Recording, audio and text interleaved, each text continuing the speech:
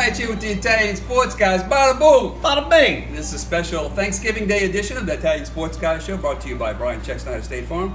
And we're going to have two wonderful segments tonight, so whether you've had turkey cacciatore today, maybe some sweet potato parmesan, we welcome you to the show and wish you a happy Thanksgiving. In segment one today, we're going to look back at the New Orleans Saints, a win over the Carolina Panthers, and looking ahead to tonight's wonderful game against the Atlanta Falcons, the rematch here. Absolutely. And for the LSU Tigers, also a good win against Arkansas. I'm looking ahead to Texas A&M. In segment two, we're going to take a little trip down memory lane. Yeah, something you and I have talked about for a long time, something we've really wanted to do to recognize the rich history of sports here throughout New Orleans, and it's just any sport, not just pro football. Before there was pro football here in 1967, there was one of the most tradition-rich high school football programs in the country. The athletes that have come out of this city have been fantastic, and to this very day, it's still a very part of the fabric of what makes this city great. We're all attached to our high schools and where we played, and we'll bring in someone who's been involved with it from one way or another from the 1950s up to this very day, a real legend of the game, Coach Al Pontiff. But before we get to that, we're going to break down the Tigers and the Saints and whatnot. Quick break from Brian Chexton at State Farm. We'll be right back. Thank you. Sonia. We were talking. At you back with the Italian Sports Guys, looking back, of course, the Saints win over the Carolina Panthers last week. And, of course, Kyle, I think Sean Payton wrapped this up pretty well in his press conference. He said, we've got to be smarter against better teams. We got off to a fast start, let this team get back in the game. Some really stupid mistakes this game. You know, we talk so much about the vibe and how they feed off the fan base in that stadium. And sometimes I think when they jump out to a big lead, the Saints fans themselves, we take our feet off the gas a little bit. And sometimes I wonder if that doesn't have anything to do with it. But by and large, it falls on them to keep the pedal to the metal and keep attacking in ways that are working. Look, NFL game teams are going to make adjustments during the game. Ron Rivera and the Carolina Panthers staff made some adjustments, and we didn't handle them super well. And then you got the whole problem with the penalties too. You know, you got to see where that's coming from. Yeah, you look at this team again. A lot of teams have had a difficult time stopping McCaffrey. He's a talented guy. The quarterback, Kyle Allen's played well since he come in for Cam Newton, of course. He's a fantastic young player. But again, we had a dominant lead. We gave some big plays. The play before half is inexcusable. I mean, that's a touchdown that if we hold them there, we'll still in command of that ball game. Yeah, you know, it's just the little things, and there were so many opportunities where we had them dead to rights. You have to win third down in this league, and I thought on third down we had trouble getting off the field, and there were times when we had times to convert, and we just came up short, and that's what made it a much closer ball game than it should have been. And then you have to look at the penalties. Is it really just a complete lack of discipline? How in the heck can you tell me that a team going into a game with an 8-2 record is that much less disciplined than a talented team going in with a 5-5 record?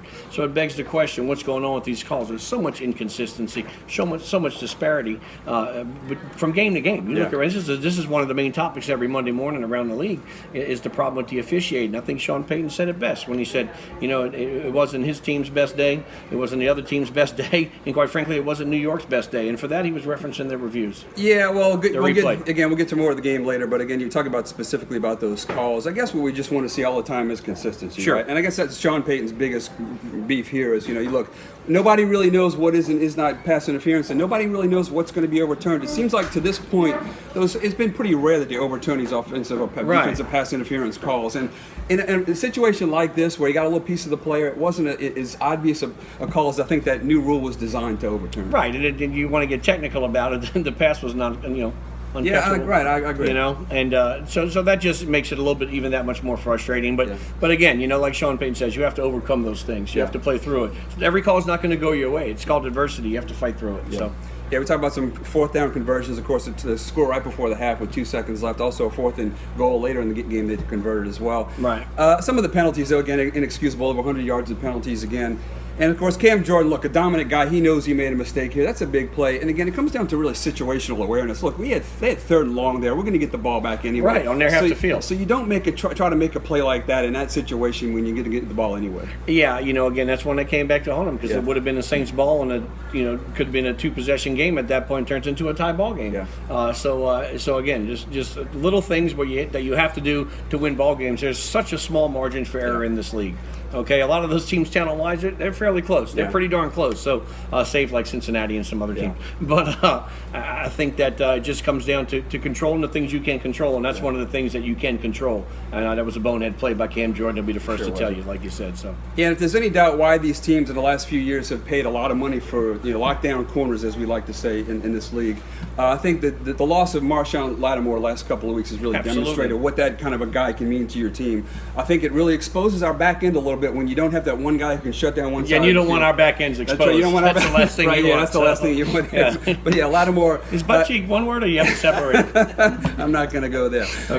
But yeah, for a friend. But Lattimore, when you can shut down one side of the field with one guy, it really gives you defense and flexibility to move guys to the other side and double team those other guys. Yeah, I mean, we'd sit here and take shots at the safeties who are getting beat, but at some point in time, you've got to be able to cover a guy a little bit longer than that in one-on-one situations. It goes back to having the right guys on the field, and Lattimore can't come back soon enough. So yeah, of course, it shows you how far we've gone when you can criticize a team winning a winning effort like this in a division game. It was a big win. Some positive things. I want to give some kudos to the defense. Look, after that interference call, it was almost a foregone conclusion. This team was getting in the end zone. Absolutely. First and goal inside the 5, and it came up with a big stop. We talked about the maturity of Davenport. He came up with a big sack there and forced what turned out to be a missed field goal in that spot. Right. I mean, that's the part that really caught me. I went ahead and watched the replay because that's what real Saints fans do when they've been at the game. They watch the replay during the win. Yes, and which my wife's completely in agreement with. I think as she leaves the room, she says she's fine with it. So, but watching it, that's one of the things that caught my eye was. Man, talk about a momentum killer. We seem to get off the field on third down. Then again, the really shaky call, whatnot, and three more cracks at the end zone, and they don't get it. That to me was the most undermentioned thing all week. Was a stout defensive line play by the New Orleans Saints. That whole rotation is really starting to take effect and control of a lot of ball games. Very good to see. Yeah. And on the other side of the ball, of course, Drew Brees continues to be Drew Brees, 75% completion again. One thing I thought is really, really significant in this ball game as well. I thought Tony Romo and the broadcast really did a good job of breaking down why it's so difficult to cover both Michael Thomas and Alvin Kamara, because you put both of those guys on the same side. Defense puts 3 guys over there. They got a double one. Drew just makes his read off of that and determines which guy is single coverage, right? But what's happened last couple of weeks, especially last week, Jared Cook, if they take those 2 guys away on one side, you got that backside guy who can really give you a big play. There's only so many people you can put in the coverage on the field that can keep up with the guys that we have. And that's the most important thing. Look, Drew Brees is a great puppeteer. Yeah. You saw him come up short on a ball where Ted Ginn was about a yard or a yard and a half behind a guy, and I thought if he would have hit him in stride, it would have been 6. And that's when you kind of start to say to yourself a little bit like, man.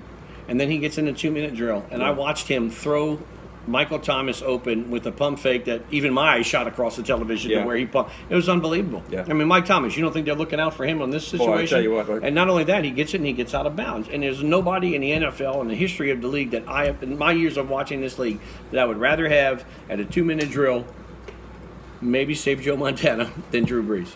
Nobody better. Yeah, and the play after that too, Kamara. Some guy lobs up the screen pass there and gets 5 or 6 yards. He doesn't get the 20. Like Drew Brees knew he had to put some zip on that ball to get it to him quickly, and that turned out to be a huge play because we don't know if that field goal is going to be good from 45 yards versus the 33 he had. And kudos to Will Lutz. Yeah. You saw what it's like to not have a good kicker if you're a Carolina fan right now, folks. That's for sure. But I mean, Drew's got details about his details. I mean, that's how good this guy is. So he's got everything covered, and Drew I trust, and you never take it for granted. But with that little bit of time left in that game, and to him to walk out onto that field, we're sitting there saying, we really definitely have a chance. Okay, I won't be shocked if we get this. So. Yeah, and it's a huge swing too. Of course, if we lose this game, we only have a 2-game lead on Carolina. We still have to go to play them. So this division is back up for grabs, and it buys a little bit more elusive. But with that win, the Saints can clinch this week against Atlanta. So we go into tonight's game against the Atlanta Falcons on the road, of course. What do you think about this game, Kyle? Of course, they put it to us a couple weeks ago here in the Dome. I'd like to think that we're catching them with a lot more focus after what they did to us a couple of weeks ago. That came out of nowhere. A real clunker for the Saints, and let's face it, some of the best teams every now and again roll out a clunker. But it wasn't quite that simple as say, we never showed up and that's that. Yeah. I think a lot of it had to do that we got beat up at the line of scrimmage on both sides of the ball. And it's a wake-up call. So I would like to bet on the Saints horses going into this match. But we're missing Andrews Pete, who's going to be out for the next few weeks. Yeah. And then we lost Teron Armstead last week. So the left side of the Saints offensive line going against a team that handed it to us at the line of scrimmage a few weeks ago, is shorthanded once again.